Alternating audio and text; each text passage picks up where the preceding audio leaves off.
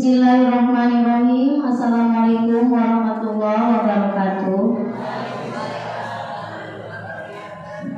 Alhamdulillahirabbil alamin wa bihi nasta'in wa ala amri dunya waddin. Assalatu wassalamu ala asyrofil anbiya'i wal mursalin. Amma ba'du. Pertama-tama marilah kita panjatkan puji puja rasa tasabuh kita kehadirat Ilahi Rabbi, yang mana pada hari ini kita semua diberi kesehatan sehingga kita bisa berkumpul di acara diseminasi budaya positif penerapan dari modul 1.4 yang bertempat di kelas 5 di SDN Sasaangka, sekolah kita tercinta. Salam beriring salam marilah kita junjung dan curahkan kepada Nabi kita Muhammad sallallahu alaihi wasallam. Yang saya hormati Ibu Kepala Sekolah, yang saya hormati Bapak Ibu Dewan Guru, yang saya hormati ibu-ibu wali murid paguyuban kelas 1 yang alhamdulillah pada hari ini bisa berkenan hadir mengikuti acara diseminasi budaya positif.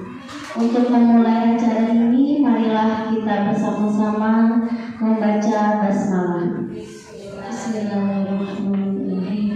Berlanjut acara yang kedua, yakni sambutan dari Ibu Kepala Sekolah. Dengan segala hormat saya persilakan sambil membuka acara diseminasi positif. Kepada Ibu saya persilakan. Assalamualaikum warahmatullahi wabarakatuh. Alhamdulillahirabbil alamin wa bihi nasta'in ala umuri dunya waddin. Wassalatu wassalamu ala asrofil anbiya'i wal mursalin wa ala alihi wa sahbihi ajma'in. Amma ba'du. Yang saya hormati para wali murid, yang saya hormati Bapak Ibu Dewan Guru SD Sasaangka. Alhamdulillah pada pagi hari ini kita telah bisa berkumpul di ruangan ini dalam acara yaitu diseminasi budaya positif. Ya. Ini salah satu acara Bu Ida sebagai guru penggerak yang mudah-mudahan beliau diberikan kelancaran, kesuksesan. Amin ya rabbal alamin. Salawat beserta salam marilah kita limpah curahkan kepada junjungan Nabi besar kita yaitu Nabi Muhammad SAW, yang mudah-mudahan kita telah di yaumil akhir mendapatkan syafaatnya. Amin ya rabbal alamin. Ibu-ibu, bapak-bapak yang saya hormati, tidak banyak yang saya sampaikan, yaitu pertama saya mohon kerjasamanya dari Bapak Ibu Guru. Kalau ada salah satu dewan guru ataupun teman kita yang lagi ada keperluan, tolong gercep, jangan ini mah diminta kumpul gitu ya, lambat, ada ini ada itu, tolong kerjasamanya. Siapa tahu kita juga akan ini ya seperti Bu Ida gitu ya. Jadi tolong kerjasamanya. Saya pribadi tadi mohon maaf ya datangnya terlambat, tapi bukan dari rumah keterlambatannya itu, tapi saya ada perlu di sekolah lain Bu ya, di SD Waringin Kurung 2, ketemu sama ketua K3S ya. Ya ibu-ibu, saya ucapkan terima kasih atas kerjasamanya. Mohon dukungannya dan doanya supaya Bu Ida acaranya lancar dan proses sebagai guru penggerak juga lancar, kemudian lulus dengan predikat terbaik ya. Mungkin itu saja sambutan dari saya, dan saya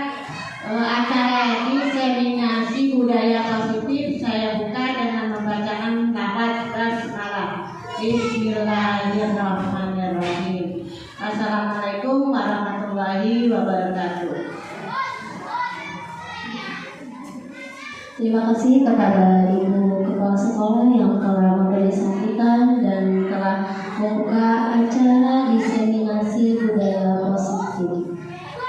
Bapak Ibu semua, acara kita lanjutkan yaitu acara inti, yaitu insya Allah saya hari ini akan presentase tentang modul 1.4 yang sudah saya pelajari di pendidikan guru penggerak sebagai tugas di aksi nyata modul 1.4. Jadi peralihan modul 1 sudah selesai sampai 1.4, nanti ke modul 2. Jadi setiap akhir dari kegiatan pembelajaran di modul ada diseminasi. Jadi arti diseminasi itu maksudnya menyebarkan pemahaman dan penerapan pengalaman yang sudah saya pelajari di pembelajaran guru penggerak. Jadi istilahnya berbagi praktik baik khususnya kepada Bapak Ibu Dewan Guru yang ada di sekolah dan umumnya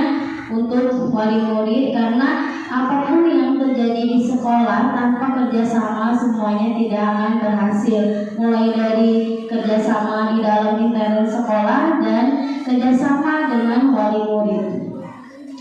Bapak Ibu, sebenarnya saya juga masih belajar, mungkin untuk presentasi seperti ini saya baru kali ini karena tuntutan dari pendidikan di guru penggerak kasus seperti ini. Jadi mau gak mau ya Bu ya, saya belajar istilahnya kalau misalkan dalam saya presentase ada kesalahan dan kehilafan ataupun ada kekurangan, mohon masukan saran dari Bapak Ibu semua dan wali murid juga. Jadi kita sama-sama saling berbagi positif, saling berbagi praktik baik.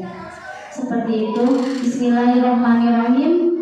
Langsung aja Bapak Ibu, karena memang waktu sudah siang, anak-anak juga udah mulai istirahat, takut tidak produktif. Untuk yang pertama, menyebarkan pemahaman budaya positif. Ya, budaya positif itu jadi budaya kita membudayakan sesuatu yang sudah ada di sekolah. Jadi disebarluaskan, dilestarikan budaya itu, tapi budaya-budaya yang positif. Kalau yang negatif kita buang jauh-jauh. Oke, next kalian. Untuk konsep inti budaya positif, yaitu di situ ada perubahan paradigma belajar, disiplin positif, nilai-nilai kebajikan, kebutuhan dasar manusia, motivasi perilaku manusia, posisi kontrol guru, keyakinan kelas, dan segitiga restitusi. Oke, next Parijal. Untuk pembelajaran dengan paradigma baru, jadi pembelajaran ini dirancang berdasarkan prinsip pembelajaran berdiferensiasi. Artinya berdiferensiasi itu kita mengajar menggunakan pembelajaran sesuai dengan kebutuhan dari peserta didik, karena anak-anak itu belajarnya berbeda-beda.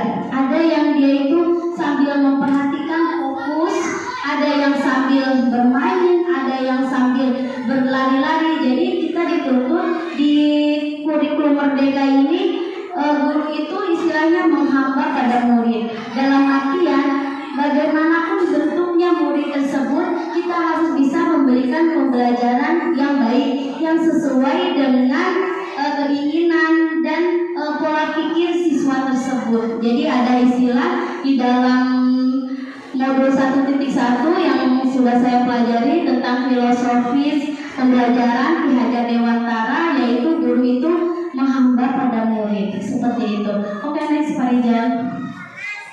Kemudian di sini ada miskonsepsi tentang teori kontrol. Ada ilusi mengontrol murid, kemudian ilusi penguatan positif, ada ilusi kritik membuat rasa bersalah dan bagaimana cara menguatkan karakter, dan ilusi bahwa orang dewasa itu berhak memaksa. Maksudnya kita sebagai guru gitu kan, sebenarnya harus memaksa murid. Maksa muridnya apa? Ya tentunya untuk belajar Oke, next Pak Rizal. Kemudian untuk mengubah paradigma, stimulus respon ke pendekatan teori kontrol. Jadi di sini ada stimulus respon dan teori kontrol. Jadi di sini ada realitas tentang kebutuhan dan realitas kebutuhan kita yang berbeda. Jadi antara stimulus dan teori kontrol itu kadang berbeda. Seperti misalkan pemaksaan ada pada saat rujukan gagal. Jadi kolaborasi dan konsensus menciptakan pilihan-pilihan baru. Model berpikir menang atau kalah, model berpikir menang atau menang. Jadi pikiran kita misalkan kita ketika mempunyai sesuatu keinginan, kita akan berpikir pengen menang, pengen berhasil. Tapi supaya berhasil itu ada teori kontrolnya, harus bagaimana, seperti itu. Jadi antara paradigma stimulus respon dengan pendekatan teori kontrol. Oke, next Pak Rijal. Untuk pemahaman disiplin positif, disiplin positif itu disiplin berasal dari kata disiplina, yang artinya mengacu kepada disiplin yang memiliki tanggung jawab terhadap apa yang dilakukannya berdasarkan nilai-nilai yang kita yakini.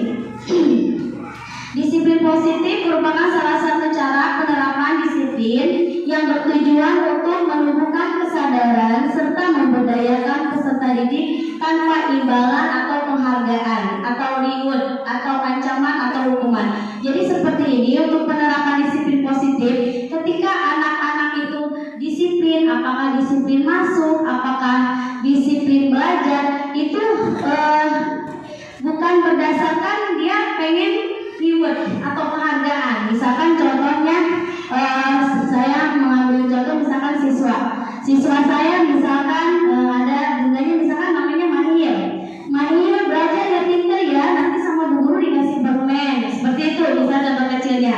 Nah ketika dikasih permen mau belajar, ketika nggak dikasih permen tidak mau belajar. Nah seperti itu. Jadi bagaimana kita menciptakan disiplin positif itu melekat pada diri anak melalui pendekatan intrinsik. Jadi anak-anak itu melakukan sesuatu yang baik tapi tanpa dengan penghargaan atau ancaman atau hukuman. Kadang kita di rumah, mau ngaji ya yang pinter, yang rajin, nanti kalau udah hatam sama ibu dikasih hadiah, beliin mainan. Nah seperti itu. Nah jadi kalau seperti itu masuknya itu dia motivasinya ekstrinsik. Jadi ketika anak-anak itu diiming-imingi reward, diiming-imingi penghargaan atau ancaman atau hukuman, anak-anak itu akan baik. Tapi ketika tidak dikasih ancaman, hukuman atau reward, anak-anak biasa-biasa aja. Jadi itu disiplin positifnya istilahnya belum mengena, belum menempel. Jadi ada motivasi intrinsik, ada motivasi ekstrinsik. Kalau ekstrinsik yaitu jadi anak-anak baik, anak-anak pinter, misalkan ikut lomba, nanti bu guru kasih hadiah ya, semangat. Tapi ketika bu guru nggak ngasih hadiah atau apa, anak-anak males lah, bu gurunya juga nggak mau apa. Jadi itu motivasinya dia masih ekstrinsik, pengen selalu diberi reward, penghargaan, seperti itu. Kadang nanti sekolahnya yang rajin ya, awas saja kalau nggak sekolah, diancam kan seperti sama orang tuanya. Nanti kalau nggak mau sekolah sama ibu nggak mau dikasih jajan, berarti kan itu kan ada ancaman atau hukuman. Nah seperti itu berarti faktornya itu masih motivasi ekstrinsik dari luar. Jadi belum tertanam budaya positifnya, disiplin positifnya dalam diri anak tersebut. Nah itu pun contohnya ke peserta didik. Nah balik lagi kita sebagai guru ataupun sebagai orang tua, misalkan ketika ada apa-apa saya mau ini itu karena pengen dinilai misalkan sama kepala sekolah, tidak ya. Jadi kalau misalkan sesuatu dari hati, dari intrinsik, insya Allah kedepannya juga akan baik, seperti itu. Next Pak Rijal. Kemudian nilai-nilai kebajikan. Nilai-nilai kebajikan itu nilai yang disepakati bersama lepas dari suku bangsa, agama, bahasa maupun latar belakangnya. Maksudnya nilai-nilai kebajikan itu nilai-nilai yang kita peroleh bukan dari nilai-nilai kebajikan itu maksudnya sesuatu yang universal. Misalkan saya kalau ke sekolah atau kemana-mana pakai motor harus pakai helm. Takutnya kalau nggak pakai helm tiba-tiba ada bahaya atau ada celaka, nanti kepala saya terbentur atau apapun. Jadi perasaan seperti itu maksudnya ke dalam nilai-nilai kebajikan universal yang semua orang itu pasti melakukan dan merasakan untuk hati-hati di dirinya seperti itu. Jadi supaya perjalanannya lancar di jalan raya, tidak ada polisi ataupun apa yang terjadi, takut kecelakaan atau apa, jadi harus memakai helm seperti itu. Jadi nilai termasuknya ke dalam nilai-nilai kebajikan universal.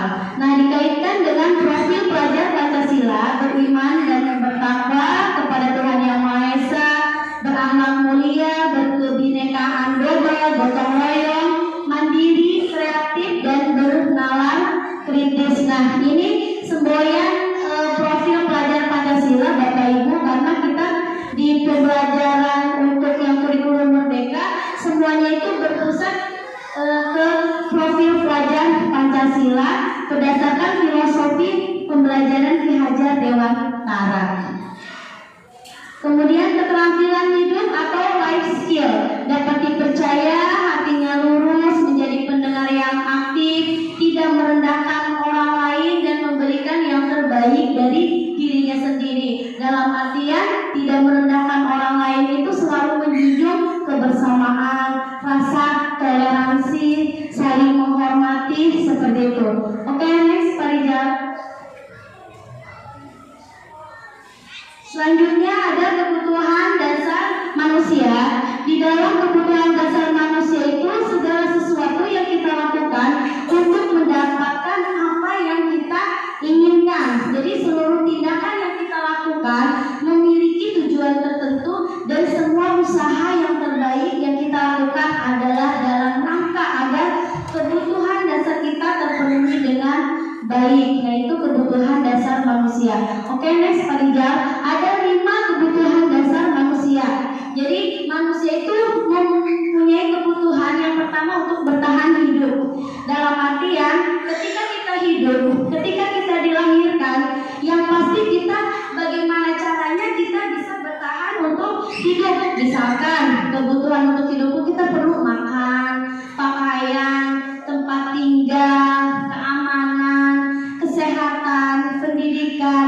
Itu kebutuhan untuk bertahan hidup. Jadi bagaimana caranya kita sebagai manusia bisa memenuhi untuk kebutuhan yang pertama ini, yaitu kebutuhan untuk bertahan hidup. Kemudian kebutuhan yang kedua yakni kebutuhan rasa kasih sayang dan rasa diterima, seperti kebutuhan rasa diterima, diperdulikan, berbagi, kerjasama, menjadi bagian dalam kelompok. Misalkan anak-anak ketika di sekolah ada yang diam aja, ada yang istilahnya dia udah kesana kemari, udah berteman dengan sekelompoknya, ada yang berteman dengan semuanya.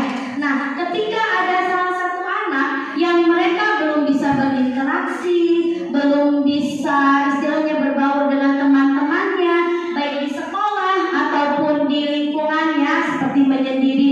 Nah, itu dia menginginkan kebutuhan rasa diterima. Bagaimana caranya kita sebagai guru ataupun sebagai orang tua bisa merangkul anak tersebut? Karena dia kebutuhan dasarnya rasa diterimanya itu belum nyampe ke hatinya. Jadi bagaimana caranya kita bisa merangkul anak tersebut? Nah, itu salah satu contohnya kasih sayang dan rasa diterima. Kemudian selanjutnya kebutuhan dasar manusia yakni penguasaan. Penguasaan itu ada harga diri, keinginan untuk dianggap. Oh, saya nih kalau berteman sama teman-teman yang lain, kalau lagi cerita pengen didengerin, pengen dianggap. Nah, itu tuh sesuatu yang kodrat yang ada di dalam hati semua manusia. Mungkin tidak hanya anak-anak ya Bapak Ibu. Mungkin kita juga sebagai orang dewasa kadang pengen dihargai seperti itu. Kemudian ketika kita punya keinginan, punya cita-cita, istilahnya pengen ngapa-ngapainnya. Kemudian ada istilahnya bisa memimpin, kemudian bisa berprestasi, bisa diakui, bisa didengar. Nah itu merupakan sebuah kebutuhan dasar, yaitu namanya penguasaan. Jadi di dalam setiap diri manusia itu pasti ada istilahnya kebutuhan dasarnya penguasaan, pasti ada. Misalkan saya mah gak mau ngapa-ngapain, tapi sebersih di hati kecilnya pasti ada. Apalagi kita sebagai guru ataupun sebagai orang tua, ketika kita ngomong sama anak, kita pengen didengerin sama anak, istilahnya seperti itu untuk suku kecilnya.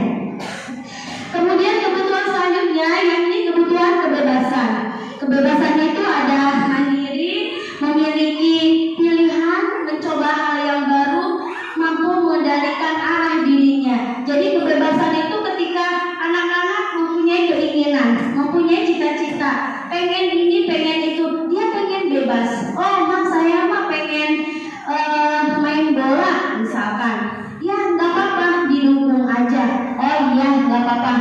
Siapa tahu jadi atlet, istilahnya pesepak bola, bisa ikut lomba-lomba di tingkat nasional, kita dorong aja. Itu merupakan kebebasan dari anak.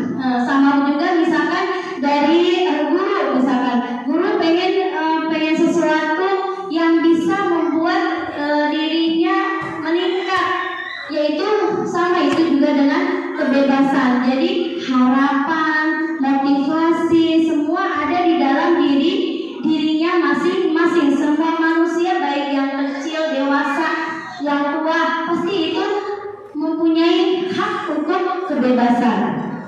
Kemudian yang selanjutnya yaitu kesenangan. Kesenangan itu misalkan bermain, mau bercanda, humor, antusiasme, tertawa. Apakah tertawa tidak boleh? Boleh. Itu kesenangan. Jadi anak-anak misalkan di kelas, oh dia kesenangannya apa? Oh saya mah guru pengennya menggambar, oh saya mah pengennya mewarnai. Silakan, boleh. Kita fasilitasi sebagai guru. Yang anak-anak sukanya menggambar, kita arahkan dia dibimbing cara menggambar yang baik. Yang sukanya istilahnya mewarnai. Yang sukanya guru saya mah pengennya yang motorik aja, yang bagian lapangan olahraga. Tidak apa-apa, kita dukung. Karena itu kesenangan anak-anak, hobi anak-anak yang nantinya kalau kita arahkan dengan hal-hal yang baik, insya Allah akan menjadi yang baik juga. Oke, next Pak Rizal. Kemudian ada motivasi perilaku manusia, seperti yang tadi sudah saya singgung. Jadi motivasi itu ada, dia motivasi itu untuk menghindari ketidaknyamanan atau hukuman.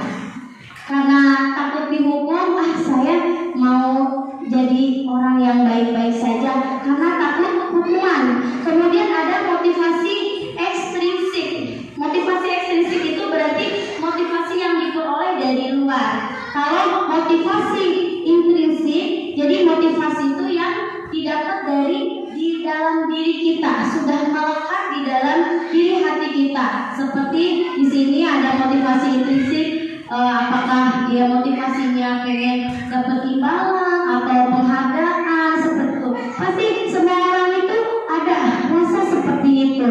Jadi motivasi perilaku manusia itu sekecil apapun ada dirasakan di dalam diri masing-masing pribadinya. Meskipun anak-anak juga sama ya Bapak Ibu, masih anak-anak ini jangan disepelekan. Jadi mereka itu punya rasa, punya keinginan, punya kesenangan, punya kebebasan.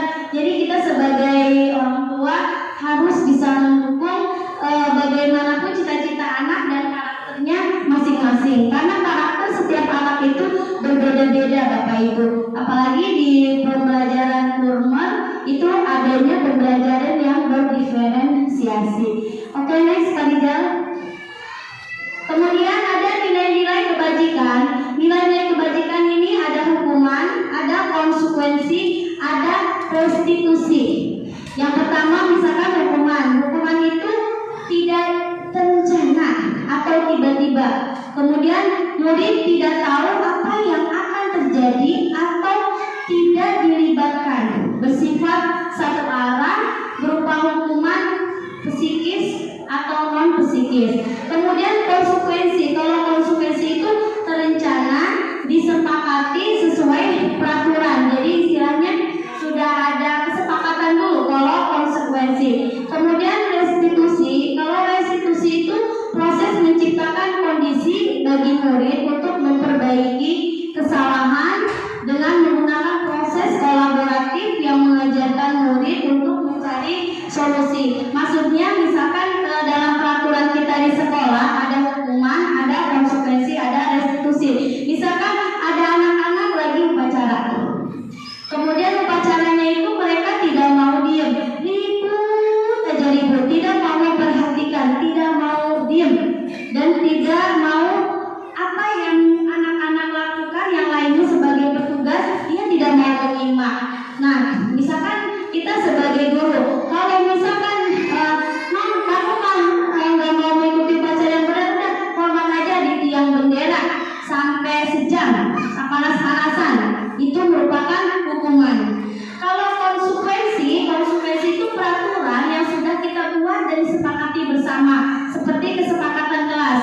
Misalkan di kelas, kalau yang tidak mengikuti tiket kelas nanti didenda 2.000 ya, itu disepakati sama semua anak-anak. Nah, itu namanya konsekuensi ataupun karena sudah terencana dan disepakati. Kalau proses restitusi itu proses yang menciptakan. Jadi ketika murid punya masalah, kita pemecahan masalahnya itu dengan menggunakan restitusi ini. Ada 3 langkah-langkah di dalam segitiga restitusi untuk mengatasi atau memecahkan permasalahan yang dihadapi sama anak-anak. Misalkan apakah mengatasi anak-anak yang nakal, ataupun dia indisipliner, tidak disiplin, atau apapun yang berkaitan dengan di sekolah. Nanti kita ada proses pemecahannya dengan menggunakan restitusi. Oke, next Pak Rizal. Nah, di sini ada 5 posisi kontrol guru.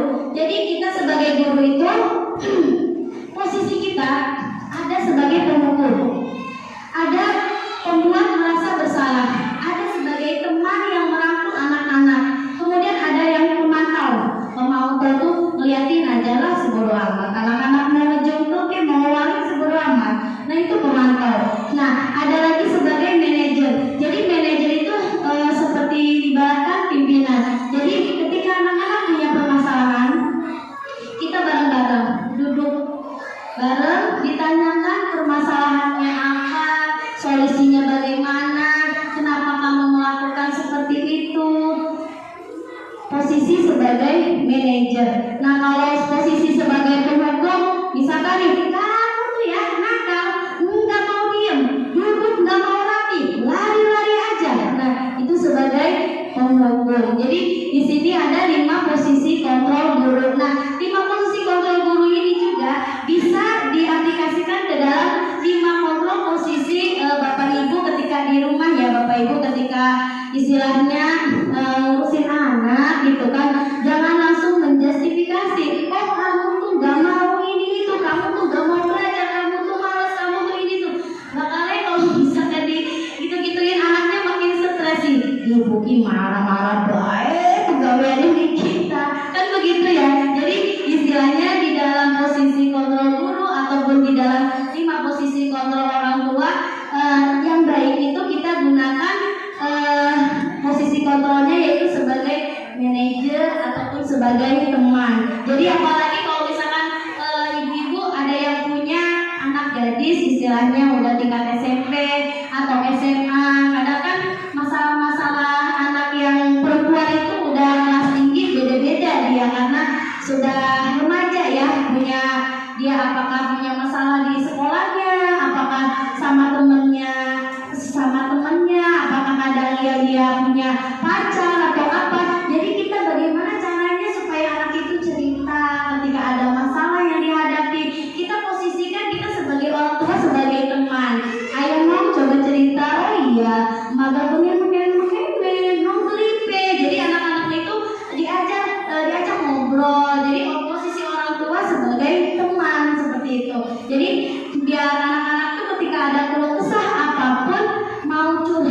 istilahnya ke orang tua. Kalau nggak mau curhat kan kita sebagai orang tua tidak tahu.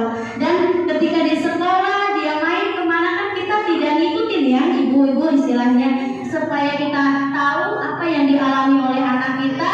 Nah, kita memposisikan diri sebagai teman curhat seperti itu. Baru ketika anak-anak udah curhat, udah ngomong, oh ya non, ternyata di sekolahnya begini. Iya, saya nggak mau sekolah mas, soalnya si Andro kan nakal, malah kita baik, ngejauhin duit baik, kita main bola diselekin. Kan ngomong tuh anak-anak. Jadi oh iya kamu begini-begini. Ya udah nanti mama ngomong sama bu guru ya, kan begitu. Jadi anak-anak itu dialusin dulu, nanti ketika dia udah ngomong baru kita mengambil tindakan seperti itu. Jadi ini posisi kontrol dulu atau kontrol sebagai orang tua, sebagai teman. Oke, next Pak Rijal. Kemudian ada di sini kasus siswa tidak memakai atribut lengkap saat upacara bendera. Ini contoh-contoh penerapan posisi kontrol guru. Misalkan di sini hormat ke tiang bendera selama 1 jam. Itu contoh guru posisinya sebagai pembetul. Kemudian kalau bu gurunya ngomong begini, berapa kali ya Bapak Ibu harus memberitahu kamu selalu saja mengecewakan Bapak Ibu. Nah, itu guru sebagai pembuat merasa bersalah. Jadi guru itu marah-marah ke siswa. Jadi siswa itu benar-benar merasa orang yang bersalah sekali. Jadi itu contoh-contohnya. Kemudian kalau gurunya sebagai teman, jadi contohnya seperti ini. Ayo dong ikuti aturan sekolah. Tolong dong bantu ibu bapak ya sekali ini. Ya sudah, tidak apa-apa. Lain kali jangan sampai berbuat seperti ini lagi ya. Nah, bahasa seperti itu kontrol guru sebagai teman. Kalau pemantau, kamu sudah melanggar peraturan sekolah. Kamu tahu kan konsekuensinya? Setelah upacara kamu beli atributnya ke koperasi dan jangan diulangi lagi. Jadi ini pemantau tuh maksudnya guru tuh melihatin aja. Ini contohnya siswa yang ketika upacara tidak memakai atribut seperti topi, seperti dasi, seperti itu Bapak Ibu. Kemudian apakah kamu tahu kesalahanmu? Nah ini sebenarnya bukan pemantau ya, saya salah ketik sebenarnya sebagai manajer. Jadi ditanyain, ngobrol dulu, itu cara kontrol sebagai manajer. Oke, next Pak Rijal. Berlanjut kita ke keyakinan kelas. Mengapa kita harus membuat keyakinan kelas dan bukan peraturan kelas? Oke, next Pak Rijal. Di sini ada pembentukan keyakinan kelas. Pertama, keyakinan kelas itu harus bersifat abstrak. Abstrak itu berarti seperti mengandai-andai. Karena peraturannya itu belum kita laksanakan, jadi kita buat dulu peraturan. Dibuat dalam pernyataan positif. Dalam artian pernyataan positif itu kalimatnya harus kalimat yang baik-baik. Kemudian sedikit saja agar mudah diingat. Misalkan disiplin peraturan di kelas, keyakinan kelas. Ketika bu guru sedang menjelaskan, memperhatikan. Kalau misalkan ada kegaduhan, nanti kesepakatannya bagaimana? Seperti itu. Itu termasuk dalam keyakinan kelas. Sesuai dengan kondisi kelas dan sekolah sehingga mudah diterapkan. Semua warga sekolah, warga kelas dilibatkan saat membuat keyakinan kelas. Jadi keyakinan kelas, keyakinan sekolah itu hampir mirip dengan peraturan di sekolah atau peraturan yang di kelas. Dan peraturan itu kita harus membuat bersama-sama, duduk bareng dan disepakati juga bersama. Terus kalau misalkan melanggar dari salah satu warganya, apakah guru, apakah anak-anak, nanti konsekuensinya seperti apa. Nah, itu merupakan keyakinan kelas. Oke, next Pak Rijal. Selanjutnya tahapan segitiga restitusi. Seperti tadi ketika kita menemukan siswa atau siswi yang membuat masalah, maka kita jangan langsung menjustifikasi anak tersebut, siswa tersebut. Oh, kamu ini nakal, kamu ini gak mau nurut, kamu ini gak mau ini, gak mau itu. Nanti kalau siswa seperti itu nanti mereka akan down. Jadi caranya kita sebagai manajer ketika mengatasi permasalahan harus menerapkan 3 tahapan segitiga restitusi. Yang pertama, menstabilkan identitas. Yang kedua, validasi tindakan yang salah. Kemudian menanyakan keyakinan. Tujuannya apa? Tujuannya agar terbentuk siswa atau murid yang mandiri dan bertanggung jawab. Oke, next Farizal. Yang pertama yaitu menstabilkan identitas. Jadi menstabilkan identitas itu misalkan ada anak-anak yang datang terlambat misalkan. Jangan kita langsung marahin, jangan kita langsung ngomelin ataupun anak-anak yang tidak mengerjakan PR atau bawa buku yang salah. Jadi kita tanyakan dulu, ngobrol dulu, kenapa kamu gak ngerjain PR? Kan Bu Guru udah bilang kamu harus ngerjain PR, seperti itu. Jadi jangan, kamu mah males, kamu mah ini, kamu mah itu. Nanti kan ketika kita ngobrol, nanti anak-anak akan ngomong, iya Bu Guru semalamnya saya habis bantuin ibu, misalkan lepasin tangkil gitu kan. Jadinya saya nggak keburu ngerjain PR sampai malam ketiduran kan. Anak-anak kan ngomong gitu kan, punya alasan seperti itu. Oke, next Farizal. Kemudian validasi tindakan yang salah. Jadi dengan kita memvalidasi tindakan yang salahnya nih apa misalkan. Jadi anak-anak itu ketika diajak ngobrol, oh iya Bu Guru, saya mengerjakan PR itu memang tidak baik karena istilahnya tidak mematuhi peraturan di sekolah. Terus nantinya males. Oh iya. Terus kalau kalian nggak mau ngerjain PR, konsekuensinya seperti apa? Iya Bu, misalkan nanti saya konsekuensinya ditambah lagi PR-nya seperti itu. Oke, next Farizal. Jadi validasi tindakan yang salah. Kemudian menanyakan keyakinan. Kalau misalkan tidak mengerjakan PR, nanti kalian melanggar keyakinan kelas tidak seperti itu. Oh iya Bu, karena keyakinan kelas kita harus mematuhi apa yang disuruh ataupun yang ditugaskan oleh Ibu Guru. Nah, kalau misalkan kamu melanggar bagaimana? Seperti itu. Nah, sama halnya dengan Bapak Ibu ketika di rumah, ketika anaknya berbuat suatu kesalahan, maka bisa diterapkan dengan menggunakan segitiga restitusi ini Bapak Ibu, seperti memvalidasi tindakan, kemudian menanyakan keyakinan, istilahnya dengan ngobrol bareng seperti itu. Oke, next Farizal. Nah, ini video-video yang waktu pas awal bulan Agustus kalau tidak salah, saya membuat video-video tentang pelanggaran dan cara menerapkan segitiga restitusi. Nah, di sini di kasus yang pertama saya membuat video ceritanya. Di sini ada Nai yang datang terlambat. Oke, next Farizal.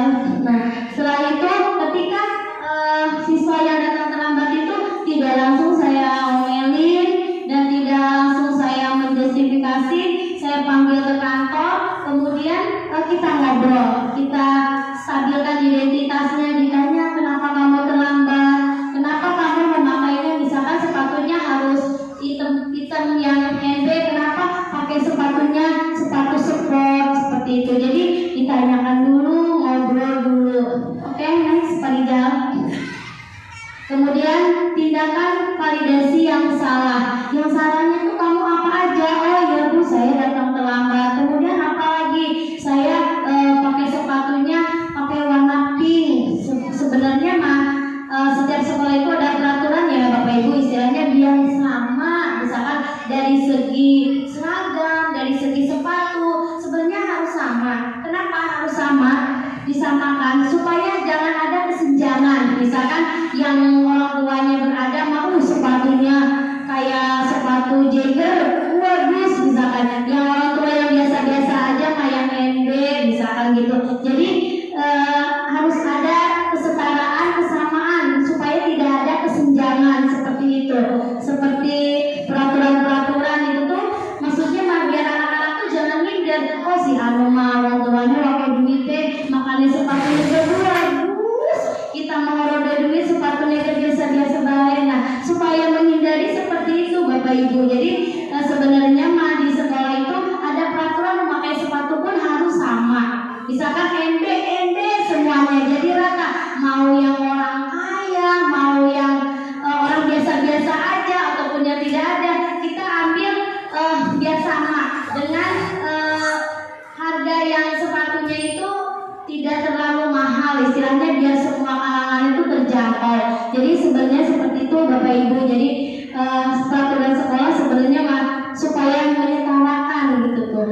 Ketika pas anak-anak ke sekolah, oh iya tidak ada perbedaan, baju sama, pakainya merah putih, sepatu sama, pakai NB, jadi tidak ada kesenjangan. Makanya kemarin waktu pas anak-anak mau lomba gerak jalan, saya udah bilang kemarinnya itu sambil nganterin anak-anak pramuka yang datang lagi latihan anak-anak di sekolah, nah besok pakainya sepatu hitam semua. Datang ada yang pakai sepatu basket, ada yang pakai sepatu bola, terus balik.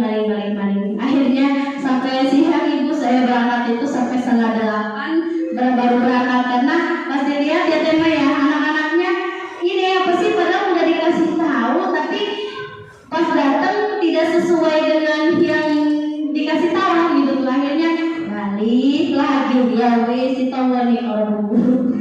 Jadi seperti itu Bapak Ibu. Jadi peraturan-peraturan seperti itu, keyakinan sekolah atau keyakinan kelas sebenarnya mengarahkan untuk siswa lebih baik lagi, dan kita sebagai tenaga pendidik pun lebih baik lagi, lebih istilahnya menghamba pada murid. Oke, next Pak Rizal.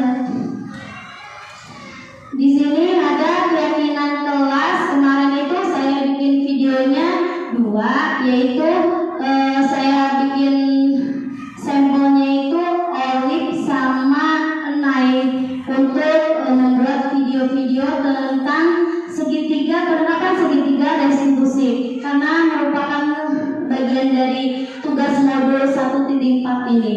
Oke, next Pak Rizal sudah selesai. Alhamdulillah materi untuk diseminasi budaya positif alhamdulillah sudah selesai. Nanti ada sesi pertanyaan ataupun kita ngobrol-ngobrol bersama. Kalau ada yang mau ditanyakan ataupun memberikan saran atau masukan nanti di sesi selanjutnya. Sekarang biar jangan ngantuk ya Bapak Ibu, kita ice breaking dulu sebentar Pak Rizal.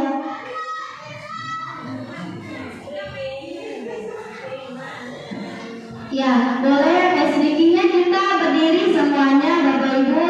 Kita ngikutin gerakan yang di sini.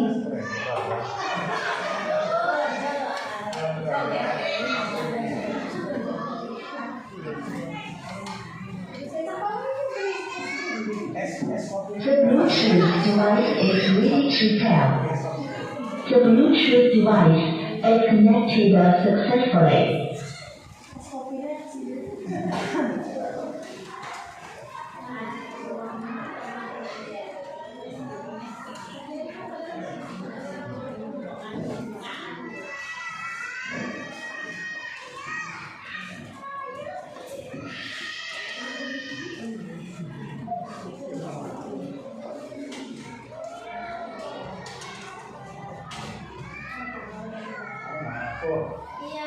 Iya, tapi mau nongol mulai, tapi kok orang nongol dua hari ya. Jadi pengen banget positif.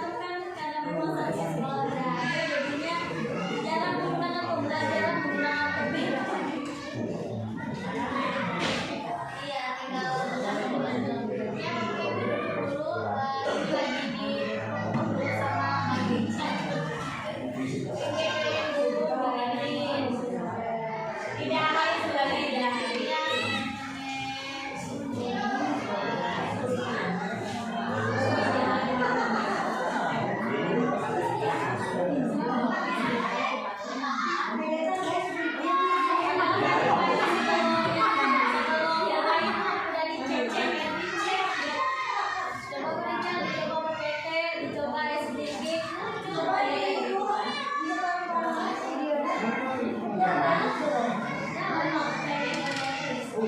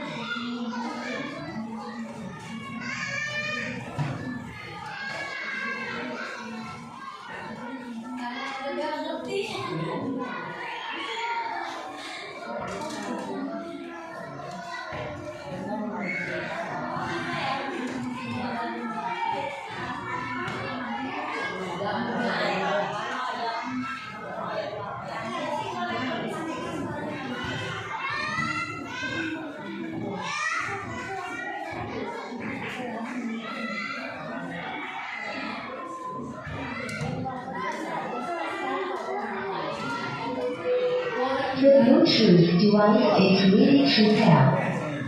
The Bluetooth device is connected successfully.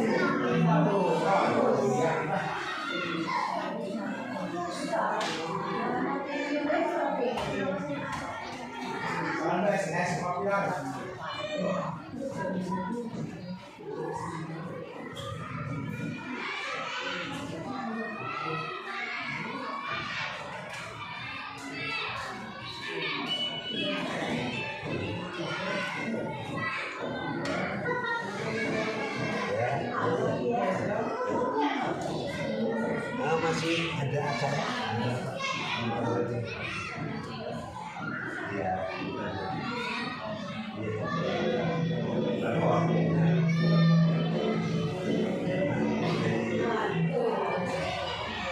Ada tiga goyang, Bu.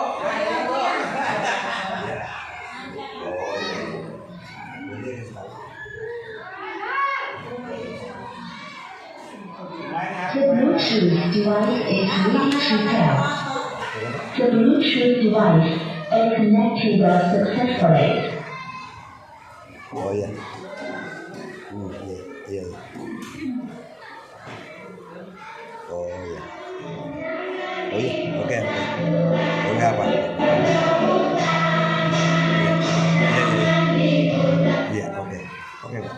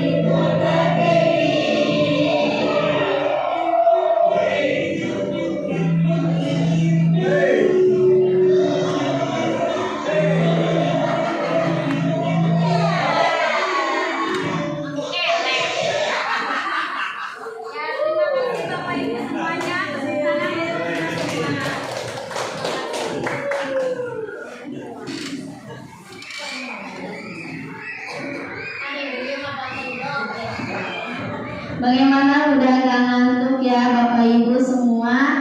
Berlanjut ke sesi tanya jawab ataupun saran, kemudian masukannya untuk kemajuan kita bersama, khususnya di sekolah kita tercinta ini, SDN Sasampat. Maka Bapak Ibu ada yang memberikan masukan, saran atau pertanyaan, nanti kita bareng-bareng juga memecahkannya. Ada Bapak Ibu? Oke, Bu Lia. Bismillahirrahmanirrahim. Assalamualaikum warahmatullahi wabarakatuh. Waalaikumsalam warahmatullahi wabarakatuh. Yang saya ajukan ini sering aja ya Bu ya, tentang diseminasi budaya Protestan.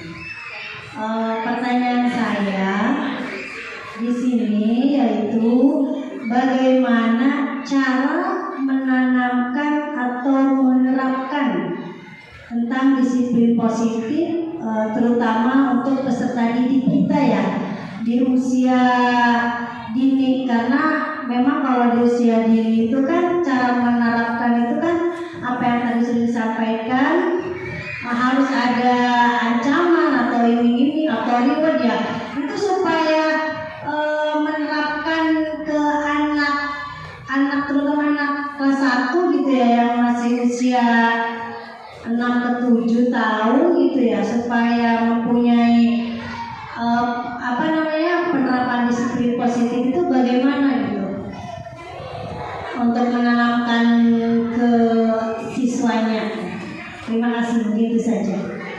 Saya Eri, wassalamualaikum warahmatullahi wabarakatuh. Waalaikumsalam warahmatullahi wabarakatuh. Terima kasih Bu Lia atas pertanyaannya.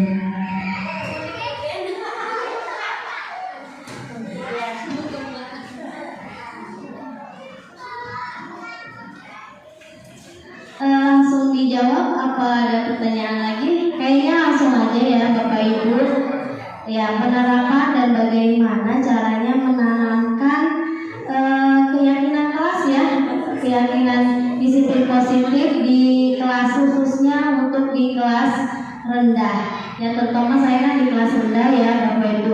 Jadi pertama, kalau sharing aja untuk saya di kelas 1, pertama anak-anak saya kasih tahu dulu disiplin positif itu loh begini, tapi ngasih tahunya itu dengan cara kata-kata yang pendek, maksudnya kata-katanya jangan yang terlalu panjang ataupun sulit. Nanti kalau terlalu panjang nanti pemahamannya anak-anak buyar gitu kan. Misalkan, nah disiplin pertama kali ketika pas MPLS itu ya Bu, pertama anak-anak masuk, mulai dari masuk sekolah misalkan jam sekian, no nanti pakaiannya seperti ini. Jadi dengan kalimat-kalimat yang pendek dan mudah dicerna sama siswa seperti itu. Pertama ya, untuk disiplin positif terutama mulai kehadiran, pakaian, atribut yang nanti anak-anak pakai sehari-hari seperti itu. Terutama kemarin pas di MPLS ya Bu. Jadi kalau untuk di kelas 1 tuh ya seperti itu. Jadi pertama kalimatnya jangan terlalu panjang, terus keduanya jangan terlalu menggunakan bahasa yang sulit-sulit. Jadi yang bahasa keseharian mereka anak-anak ini aja gitu tuh Bu. Jadi biar anak-anak tuh mudah mencerna.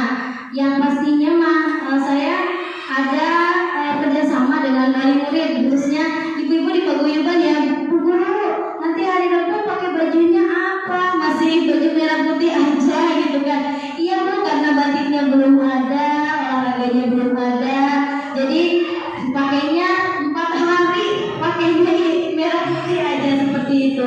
Jadi disiplin positif itu kan salah satunya kita berpakaian, menggunakan atribut apa yang untuk di sekolah, kemudian dari disiplin kehadiran anak-anak masuk sekolah, ke disiplin ketika di kelas. Misalkan ketika di kelas ada anak-anak masih ada yang terbiasa sambil nulis, ada yang masih sambil makan seperti itu.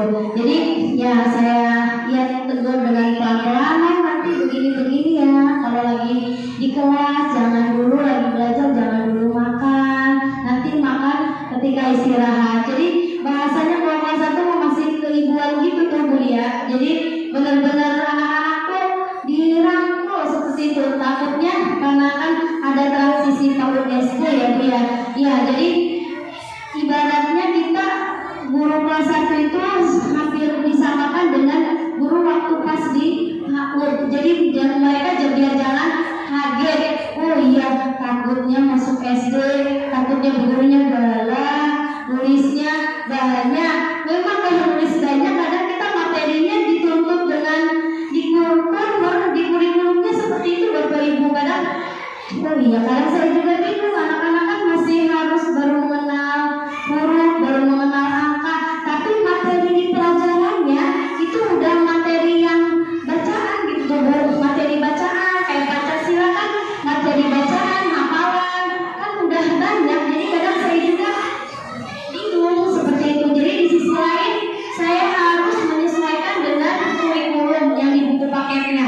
Tapi di sisi lain anak-anak untuk materi yang terlalu panjang dan padat itu belum apa ya, belum bisa mengikuti. Jadi ya udahlah, untuk target pencapaian di semester 1 mah nggak usah muluk-muluk, yang penting anak-anak bisa mengikuti, mau ke sekolah mereka nyaman, semangat, kemudian di rumahnya dibantu sama orang tua, istilahnya untuk pengenalan huruf, angka seperti itu. Jadi ya udah, saya targetnya nggak muluk gitu Bu ya. Jadi untuk penerapan disiplin budaya positifnya juga yang ringan-ringan dulu, yang gampang-gampang dan mudah-mudah dulu. Karena seiring dengan pola pikir siswa, perkembangan siswa sesuai usia, nanti anak-anak juga akan sedikit-sedikit akan mengikuti dan mereka akan tahu, oh ya di sekolah itu di SD itu seperti ini, beda dengan di PAUD. Nanti seiring dengan berjalannya waktu mereka akan mengenali kebiasaan-kebiasaan yang ada di SD. Jadi mulai sedikit-sedikit meninggalkan kebiasaan yang di PAUD. Tapi kalau kebiasaannya sudah baik, sudah bagus, istilahnya kita tetap jalankan di sini, diteruskan seperti itu Bapak Ibu. Nah, mungkin ada penjelasan lain, sharing aja dari Ibu Kepala, dari Bapak Ibu yang lainnya, ataupun dari ibu-ibu wali murid, boleh. Saya ini mah bukan sesi tanya jawab yang bagaimana, tapi ngobrol aja, sharing. Ya mungkin seperti itu Bu ya. Terima kasih. Wassalamualaikum. Ada lagi Bapak Ibu yang mau menambahkan, boleh?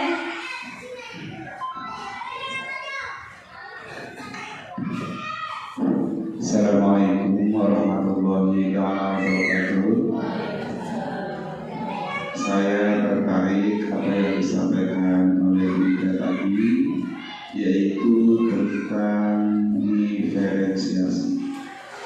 Sebetulnya sudah ketinggalan, tapi tidak apa, kita sharing sama-sama. Mudah-mudahan tahun depan kita bisa menjalankan. Sebetulnya untuk tahun ini adalah tahun di mana semua kita itu sudah beralih dari kurikulum 2013 ya ke kurikulum Merdeka.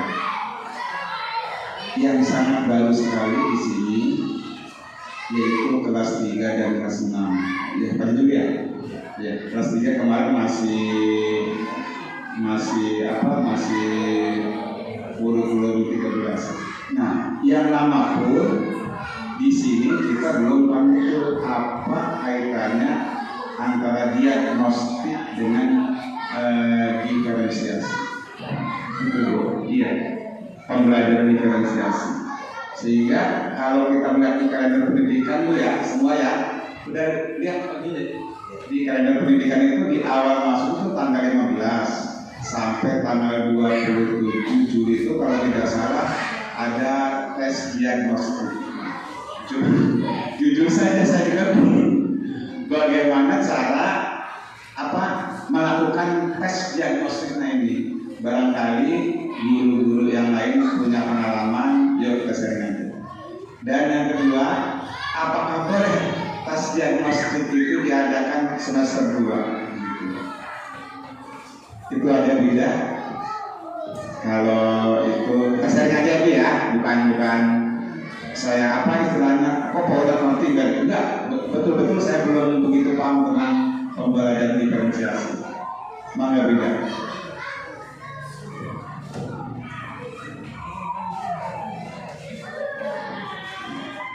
Ya, terima kasih ke Pak Unep yang menanyakan tentang tes diagnostik asesmen ya Pak ya.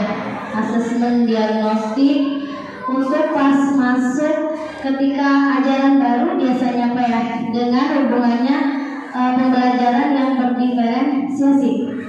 Ya, untuk ini mas sharing aja Pak ya, yang sharing aja kemarin saya mengikuti acara workshop di kabupaten itu Bu, yang untuk transisi PAUD ya. Di situ ada sambutan dari Bu Rotu Ayun dari pengelola PAUD, terus ada sambutan dari Pak Kabin segala macam banyak Pak ya. Nah di situ beliau itu menjelaskan yang saya tangkap itu sebenarnya karena untuk ke MPLS dulu Pak ya sedikit ya. Untuk MPLS sekarang itu penerimaan siswa baru tuh tidak boleh ada tes baca tulis ya Bu ya. Tidak boleh ada tes baca tulis itu. Jadi kok nggak boleh? Jadi anak-anak itu ketika masuk SD disaringnya itu dari usia masuk SD. Misalkan di sini 6 tahun lebih ya Bu ya, di sini 6 tahun lebih sudah bisa kami terima sampai 7 tahun. Pokoknya mah udah usia SD kita boleh terima. Jadi tidak boleh kita mengadakan tes cari skor baca tulis. Oh, anak ini udah bisa nulis baru diterima, anak ini udah bisa ngitung, udah tahu huruf baru diterima, itu tidak boleh. Nah, jadi kemarin itu pas sambutan dari Bu Roto Ayu itu sebenarnya untuk tes diagnostik itu seharusnya tidak ada. Kurang lebih seperti itu pernyataannya ke beliau. Kenapa? Karena untuk di Kurmer itu anak-anak di PPDB itu tidak ada istilahnya anak yang udah mampu ini baru diterima dan mampu itu tidak diterima. Tidak Pak. Jadi bukan tes diagnostik istilahnya, kita menggunakan asesmen itu hanya untuk mengetahui kepribadian siswa tersebut dan cara belajar siswa. Seperti itu Pak. Jadi adanya tes asesmen diagnostik untuk mengetahui cara belajar siswa yang nantinya dihubungkan dengan pembelajaran yang berdiferensiasi itu, gitu Pak. Jadi bukan, makanya kemarin itu saya kasih itu kan Bu ya, kertas untuk yang diisi itu yang ramai itu. Saya masih punya dokumennya, ada yang nyari di Google, ada yang jadi dibantu sama mahasiswa yang Mama Hilal ya kemarin itu kan. Jadi itu saya sebenarnya bukan tes diagnostik ya, hanya berupa untuk mengetahui hobi anak, karakter siswa, kepribadian mereka yang di rumah itu seperti apa, dan kemauan anak-anak itu ketika belajar pengennya seperti apa. Nah, seperti itu Bapak. Jadi hanya untuk mengukur kemampuan anak, terutama bagaimana cara kita untuk guru ketika di kelas ini, dari kelas 2 naik ke kelas 3 misalkan, oh ya anak-anak nih pengennya begini-begini, jadi nanti kita di kelas 3 ini menyesuaikan dengan kebutuhan anak tersebut. Jadi istilahnya ketika di kelas 1 oh anaknya begini hasilnya, oh ketika kelas 2 beda. Jadi istilahnya kekurangan-kekurangan yang di kelas sebelumnya itu kita tingkatkan lagi di kelas selanjutnya, seperti itu. Jadi kalau untuk yang tes diagnostik kemarin itu ya dari sedikit yang saya tangkap sebenarnya mah tidak harus ada. Makanya banyak yang ngomong kan gue diminta laporannya, katanya gitu kan, diminta laporannya. Kemarin itu juga diminta ya Bu ya, tes diagnostik, asesmen kognitif dan non kognitif seperti itu. Jadi seharusnya mah itu tidak boleh ditiadakan, karena memang untuk PPDB sekarang itu bukan dinilai dari aspek kognitif anak tersebut. Yang penting masuk ke jaring itu ketika dia udah usia SD kita terima. terima gitu. Adapun anak bisa atau tidak itu nanti berproses di sekolah seperti itu. Jadi istilahnya guru mengadakan ketika ajaran baru itu yang kelas 1 naik kelas 2, kelas 2 naik kelas 3 dan seterusnya itu hanya untuk mengetahui bagaimana cara anak belajar, diferensiasi nanti biar ketika misalkan di kelas 3-nya belum mampu apa ditingkatkan lagi di kelas selanjutnya. Seperti itu Bapak, seperti yang saya tangkap ketika workshop kemarin di Kabupaten Malang seperti itu. Jadi yang kelas 1 kemarin itu ya Bapak Ibu ya ada yang rame kan ngerjain soal ini begini bagaimana, karena memang anak-anak belum bisa menjawab, nulis juga pegang pensil aja masih gemeteran, masih apa. Makanya kemarin pas saya ambil untuk asesmen itu untuk gaya belajar siswa, kemudian bagaimana hobinya anak-anak di rumah, bagaimana cara belajarnya, bagaimana orang tuanya mendampingi atau tidak. Saya minta kerjasama sama ibu-ibu semua untuk mengerjakan soal. Jadi Bapak Ibu semua saya repotkan seperti itu. Jadi itu Paunet untuk yang tadi asesmen diagnostik kognitif dan non kognitif dengan diferensiasi. Ada lagi Paunet tadi satu lagi apa tuh? Apa itu untuk kelas baru membuat kegiatan kakak tidak ada organisasi? Jadi kalau kemarin itu karena disinggungnya itu untuk PPDB ya, karena transisi PAUD ke SD, jadi disinggung yang untuk diagnostiknya itu untuk yang kelas 1. Jadi untuk yang kelas tingginya mah tidak dibahas itu. Tapi karena kemarin Paunet tidak diminta laporan kan untuk membuat asesmen, tidak kan Pak? Iya, kemarin itu Bu yang diminta laporan untuk kelas 1 ya. Iya, yang asesmen kognitif dan non kognitif laporannya. Kemungkinan untuk acuan kelas yang selain kelas 1 untuk acuan nanti gurunya mengajar boleh dilakukan di masing-masing wali kelas untuk nanti kita cara belajar anak ini bagaimana seperti itu. Karena sekarang kan di sistem kurikulum mereka kan tidak ada anak yang tidak naik kan ya Pak ya.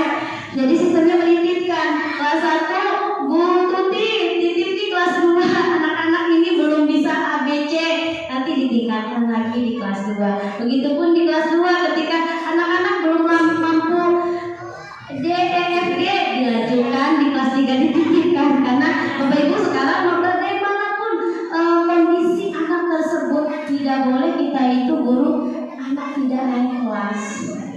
Jadi bagaimanapun bentuknya anak tersebut mampu atau tidak, kita harus mau menaikkan kelas, tapi sistemnya dititipkan. Nih misalkan di kelas 1 anak ini belum nyampe di kompetensi 4 dan 5, dititipkan ke guru kelas 2. Nih Ibu namanya si Fulan belum nyampe nih kompetensi yang 4 dan 5, nanti disekarkan lagi di kelas selanjutnya. Begitu Bapak Ibu, takutnya kok si Anu padahal mah Anu gitu kan nggak bisa Anu, nanti kalau guru naik-naik baik kan gitu. Karena memang bagaimana ya Bapak Ibu, karena kita keterbatasan dengan peraturan ya Ibu ya.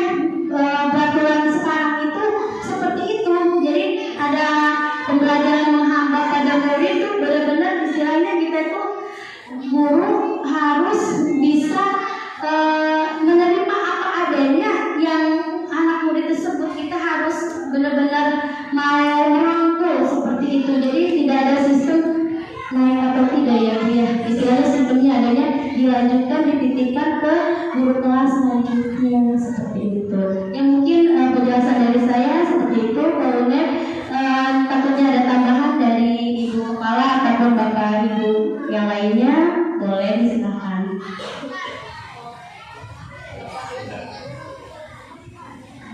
Assalamualaikum warahmatullahi wabarakatuh. Terima kasih kepada Ibu Ida dan kemudian Saudara Mulia yang tadi sudah bertanya kemudian dijawab ya.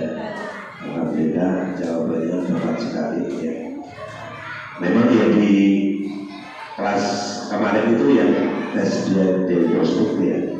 Nah itu dikhususkan untuk kelas 1 ya. Jadi kelas 1 baru ya. Kebetulan kelas 1 baru kan gurunya juga belum tahu apakah sudah bisa membaca, menulis dan berhitung. Kemudian yang kedua mencari tahu karakter anak ya, karakter anak. Kalau guru TK-nya atau PAUD-nya mungkin sudah tahu ya, karena sudah 2 tahun ya, boleh ya. Tetapi kalau guru SD-nya mungkin belum mengetahui karakter anak, karena beda orang itu beda karakter ya. Jadi sekaligus tes diagnostik itu ingin mengetahui agar guru, khususnya guru kelas 1 ya, mengetahui sejauh mana pengetahuan kemudian dalam pendidikan playgroup ya, atau di PAUD ya, PAUD atau di TK itu bisa memahami dunia anak gitu ya. Sudah matang apakah belum pada waktu pendidikan dunia anak ya, artinya di PAUD atau di TK. Itu yang pertama. Yang kedua, itu karakter anak itu kan perlu dicerna oleh kita, perlu dipahami oleh kita, sehingga kita bisa mendidiknya itu tidak selalu monoton. Si A dengan si B harus sama, tidak harus dipaksakan, kata Bida tadi ya. Tidak boleh memaksakan, biarkan saja keinginan siswa ya itu dibiarkan, tetapi atas dasar dibiarkannya itu bukan berarti kita biarkan melakukan sesuatu yang negatif, dipersilakan ya, itu jangan. Artinya kita dibiarkan, tetapi kita kontrol ya. Kalau yang hal-hal yang kurang baik kita arahkan ya, seperti itu. Itu mendidik anak. Jadi ditekan juga nggak boleh ya.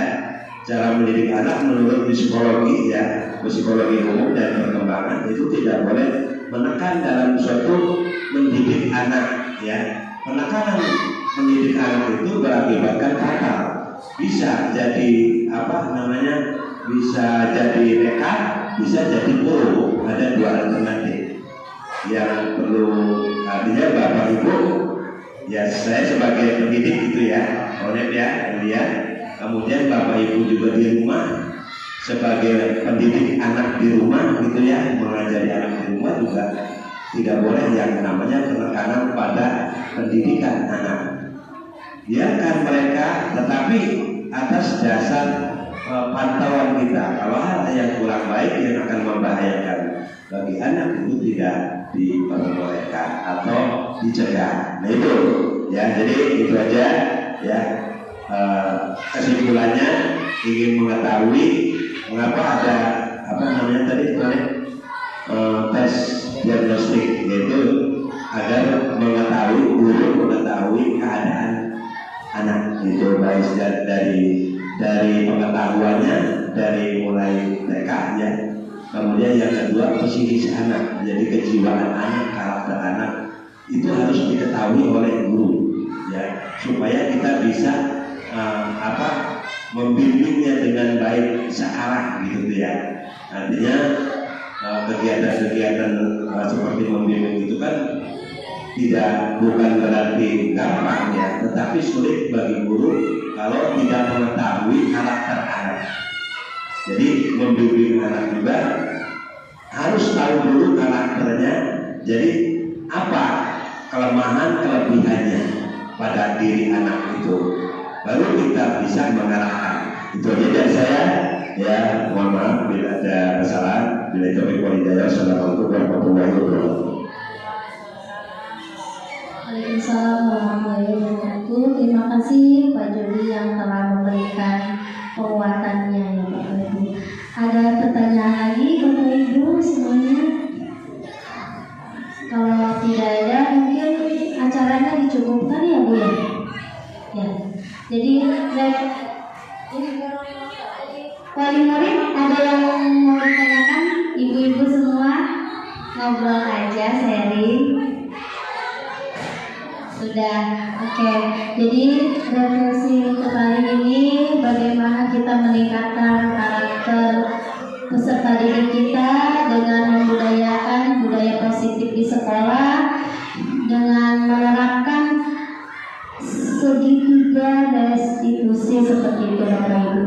Baik di sekolah ataupun di rumah boleh menerapkan cara menangani putra-putri kita kalau ada yang nakal ataupun ada yang indisipliner tidak sesuai dengan keinginan kita, boleh kita pecahkan masalah tersebut dengan menggunakan segitiga restitusi.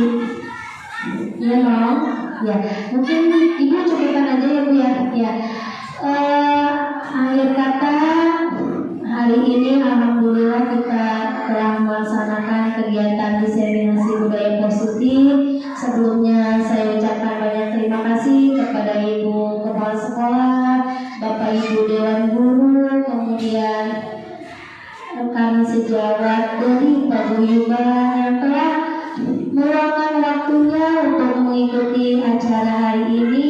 Saya ucapkan beribu-ribu terima kasih. Semoga Allah membalas semua apa yang kita lakukan pada hari ini dengan beribu-ribu pahala. Saya mohon maaf apabila dalam penyampaian materi tadi tentang budaya positif ada kesalahan dan kehilafan, karena memang Bapak Ibu jujur saya baru kali ini dan masih banyak kekurangan dan masih banyak tahap pembelajaran yang Bu, istilahnya mohon bimbingannya kepada senior-senior di sini, ada Ibu Kepala, ada Pak Juli, Paunya, Kuliah, dan ibu-ibu semuanya. Jadi ada kesalahan, kehilafan, saya mohon maaf sebesar-besarnya. Kita tutup acara hari ini dengan membacakan hamdalah. Wabillahi taufiq wal hidayah. Wassalamualaikum warahmatullahi wabarakatuh.